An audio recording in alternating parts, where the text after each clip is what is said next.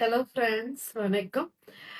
மாப்பிள்ளை பொண்ணு அப்படின்னு திருமணத்துக்காக பார்க்கும் பொழுது மோஸ்ட்லி எல்லாருக்குமே இருக்கக்கூடிய மோகம் என்னன்னா, பொண்ணு அழகா இருந்துட்டா நம்மள லைஃப்ல ரொம்ப சந்தோஷமா வச்சுப்பா அப்படின்றதெல்லாம் தாண்டி பொண்ணு அழகா இருக்கணும். அழகா இருந்தா லைஃப் நல்லா இருக்கும் அப்படின்ற ஒப்பீனியன் எந்த காலத்துல இருந்தோ இருக்கு. அதே போல மாப்பிள்ளை ரொம்ப பாக்குறதுக்கு அழகா இருப்பாரு, அரவிந்த் சாமி மாதிரி இருப்பாரு அப்படின்னாலும் நம்மளோட வாழ்க்கை ரொம்ப சந்தோஷமா இருக்கும்னு பெண்களுக்கும் ரொம்ப நாளாவே அது மாதிரி ஒரு மோகம் இருக்கு.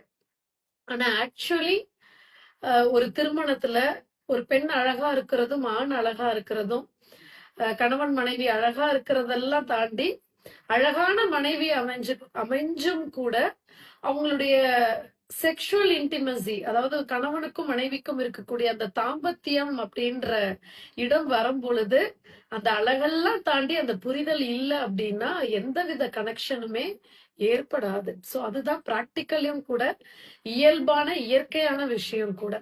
சோ அந்த கணவன் அழகா இருந்துமே இது மாதிரியான சம்பவங்கள் நடக்குது.